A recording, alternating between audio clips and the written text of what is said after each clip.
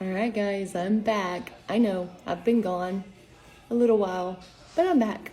I have been diving pretty far into Revelation, but the last video I done was of the first doom. And if you don't know anything about the first doom, then go back into my videos. There's a few of them, and hopefully you will understand it. Now we are on the warning to God's people in Revelation 18, 1 through 24. Revelation 18, 1 through 24. As always, pause if you need to.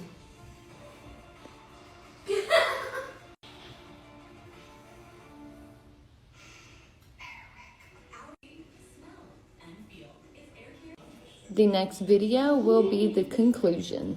Alright, so Revelations chapter 18, 1 through 8 contains a glorious angel's pronouncement of doom on Babylon. This Babylon here appears to be a literal physical city, whereas the Babylon described in chapter 17 is a corrupt religious system, also known as the Papal Church, Roman Catholic Church. The Babylon of chapter 17 was associated with a political system, but was not the political power. The Babylon of chapter 18 is the center of a demonic political, commercial, and economic system. And this Babylon will not be destroyed until the Battle of Armageddon. The fall of Babylon parallels what happened to the cities of Sodom and Gomorrah in Genesis 19, 1 through 29. Religious Babylon falls in the middle of the tribulation, to the delight of kings. Commercial Babylon falls at the end of the tribulation, and kings lament her fall. An angel proclaims the destruction of Babylon, specifically making mention of her persuasive wickedness. As in other scriptures, sexual immorality seems to have a double meaning here. The Bible often uses sexual sin as a metaphor for idolatry and other forms of false religion. The city-nation of Babylon in the end times is not only a hub of commerce and power, but of sin and sensibility as well.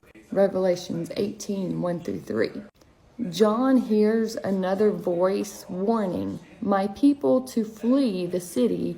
This parallels with the Old Testament warning given to Lot to evacuate Sodom in advance of God's judgment in Genesis 19, 12 through 13. Not only does God want his people to avoid being caught up in the sins of Babylon, he warns them that tangible judgment is coming and they need to flee.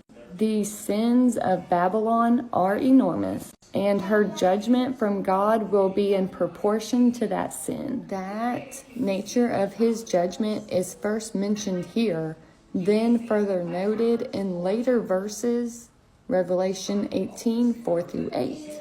In the prior chapter, a religious Babylon was said to have fallen, but there was no notable mourning from the leaders of the world. Here, however, the fall of Babylon as an economy is met with grief. World leaders will see probably both, literally and figurative, the smoke from her destruction and stay far away in hopes of avoiding the same fate.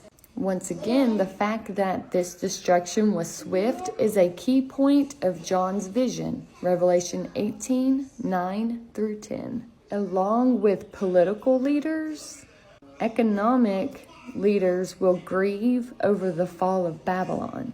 This passage lists many of the most precious commodities of the ancient world. The point is not to give a literal inventory of Babylon, but to symbolize her far-reaching and enormous wealth. At some point in the end times, Babylon will go from being outrageously wealthy and powerful to desolate faster than anyone would have thought possible. Revelations 18:11 through 20. John also sees an angel throwing a great millstone into the sea. Millstones in that era were made of tough rock. A common millstone might be 18 inches round and 4 inches thick, weighing upwards of 100 pounds.